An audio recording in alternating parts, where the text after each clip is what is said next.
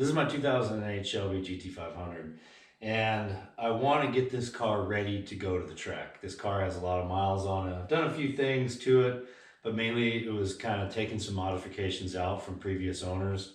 I would love to get this thing on a racetrack, road course track, and see what it'll do.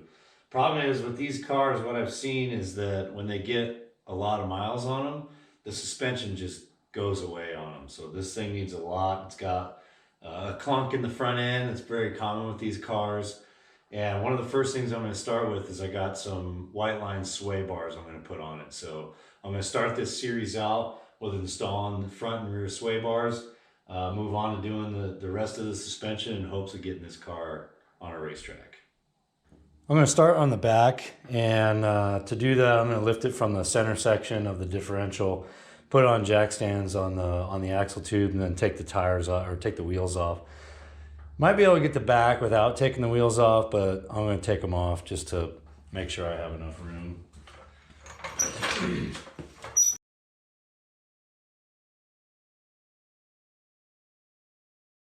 Okay, before we get into the car, let's take a look at this kit. This is the rear kit from Whiteline. I'll put a link down below where you can get it with the part number and stuff. The part number for the complete kit is BFR65Z.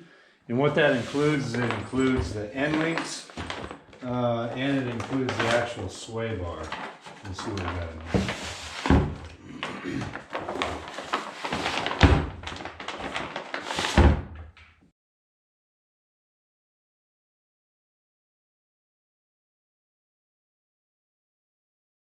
All right, so I got it all unwrapped and kind of going over some of the directions here. And it's funny because it says grease-free technology, and it's got this little D-ring bushing here. Pretty much identical thing, but in the directions it says, this says grease-free, so you don't need the grease, but it comes with bushing lubricant. And then the directions tell you to grease the inner diameter of this thing. So I'm going to put some grease in there when I finally do. But this is an adjustable sway bar. So it's got these different holes at the end of it. I'm not really sure which one. I want to say that this is going to be looser towards the outside, and as you go in towards the inside, and toward that end, it's going to be tighter or stiffer. So that's cool. I'm going to get some adjustability. And then we got our end links, and it says to set this at ride height. So it's good that we're supported by the axle. So once we get underneath there, be able to kind of see how that is. They give a bunch of stickers too with this kit. There's all kinds of Whiteline stickers. That's cool. Okay, so I'm underneath the car now, and I'm realizing that this rear sway bar attaches completely different than the factory sway bar. I was not aware of that. So it looks like the end links are going to go in the same spot on the end, but instead of connecting all the way out the end of the axle, it's going to be connected on the axle tubes. So it's a completely different style sway bar. That's interesting. I'm gonna have to move my jack stands because that is right in the area where I gotta put those U-bolts to bolt up to it. So I'm gonna disconnect the factory. Well, this isn't the factory sway bar, I don't think. It's got, looks like Ford Racing on there. So I tell you, this thing makes a bunch of noise back here. There's creaking all over the place. I don't know if it's these bushings on the sway bar or if it's the shock bushings or what. The control arm bushings look okay, but I'm going to undo this end and then I'm going to undo the other end.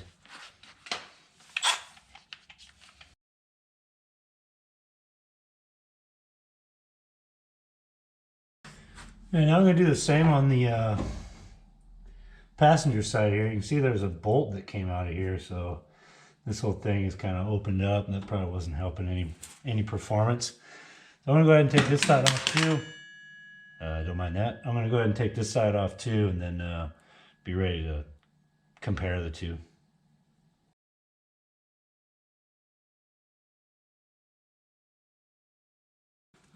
All right, now I should be able to get the sway bar out of there.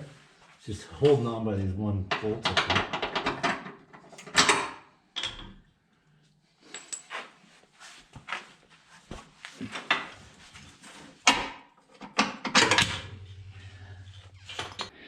All right, so here we can see the difference between the two. The end links are going to be, you can see the end links are going to be in the same spot right out here, but the way they mount is completely different. So on the end of the Ford Performance one, and pretty sure the factory one's the same way, it mounts way out there by the control arm, whereas this got a bracket to go right here underneath the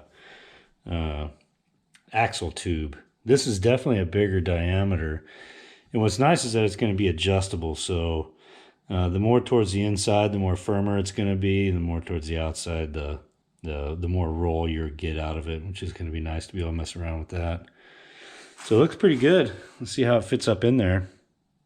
All right, so the directions say to adjust these end links to a similar length of what came off of it. These are pretty much all the way down, so I'm just going to start there in the shortest position. Okay, so the directions they're kind of confusing on how to place this. So you got an M12 for the top and M10 for the rear. This is kind of the layout of it for the driver's side. I'm going to put the bolt through, the washer through there, and then this spacer goes in between where it bolts to, and I'll show you when we go over there on the car. And then on the outside of the bracket, there's a washer and a lock nut. And then on the bottom, it's going to be, that's like an M10, the bigger washer with the M10 hole, smaller washer, and then the nylon nut. And that's where the sway bar is going to bolt to right there. So now I'm going to move over to the car, and I'm going to put this part into the car and let this kind of dangle down. Okay, I'm up underneath here and I'm trying to get this basically top bushing in here, and there's lots of play in it. And this spacer is supposed to go on this back side here. So I'm just gonna spread this bracket apart a little bit. That way I can fit both of them in there. And then once it gets tightened back down, it'll cinch it right back up.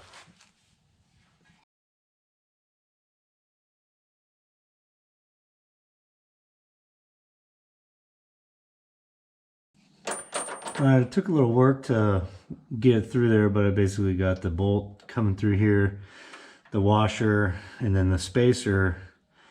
And now I'm just going to put the washer and the nylon lock nut on the back side. Not tightening anything yet, just getting it hanging here, and I'm going to do the same configuration on the opposite side.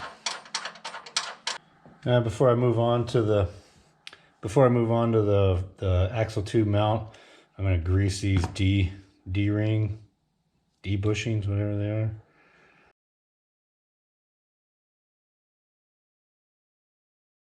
All right, so I'm underneath the vehicle here and looking at how this is going to mount up.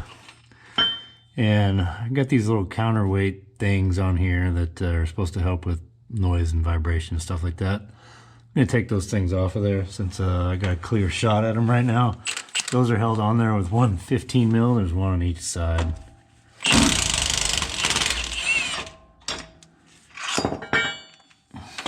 And then here's the one on the other side.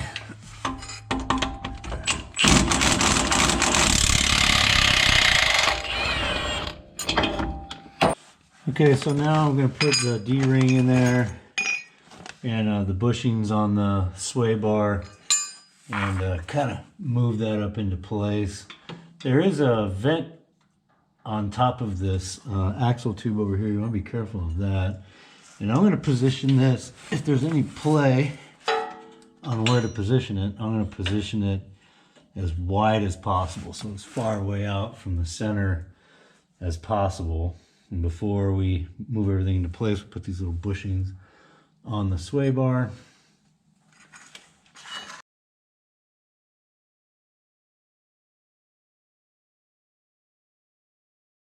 And I'm going to swivel up the ends of this thing and connect them to the end links. Everything's still loose right now. I'm going to go kind of tighter, I guess. I'm going to go in the third one. See what that does.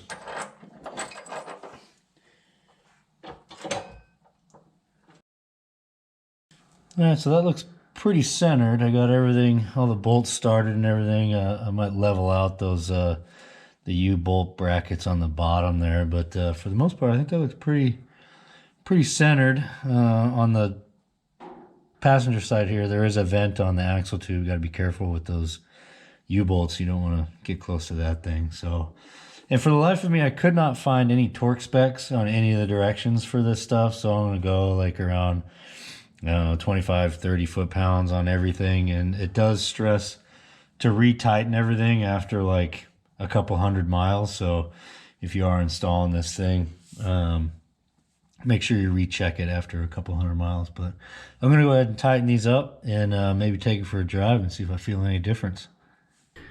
Okay, I got these U-bolts tightened up. I don't think they took 20 foot-pounds, probably like maybe 15 foot-pounds or something like that. I don't want to over-tighten them and then, like, you know, I don't know, bend these things in or whatever. But I got, starting from the front, working my way back. So for these end links, one of the adjustments they recommend doing is that you make sure that there's no preload on these things. So basically you want the left and the right side the same length. Otherwise you could get some binding with the sway bar. So you want them both of the same size, same length. What you do, what they say is, you know, adjust this out to where there's no preload on any of the stuff. So basically so that it's centered on both ends. Do it on the opposite side as well. So you basically want these about the same length if you can, as much as possible, before tightening them down. And don't forget to tighten down these lock nuts on here too. Alright, so there it is. It's all installed, tightened down. I'm going to put the wheels back on this thing and take it for a spin, see if I notice less noise, less roll on the back at least. Alright, so I'm driving around my neighborhood and I don't know, it's hard to tell if it did any difference, if it makes any difference or not. Probably won't really notice until I get the thing on a track and try and do something. I still hear noises back there, a lot of squeaking. I think it's from the shocks or something. Those are going to be next. Yeah, it feels maybe a little tighter. Maybe it's a placebo effect. I feel like I might hear a little bit less noise. Either way, it doesn't feel bad. It's not any worse, that's for sure. So I like it. I'm gonna do the front next, so make sure you like and subscribe. Stay tuned for the next video.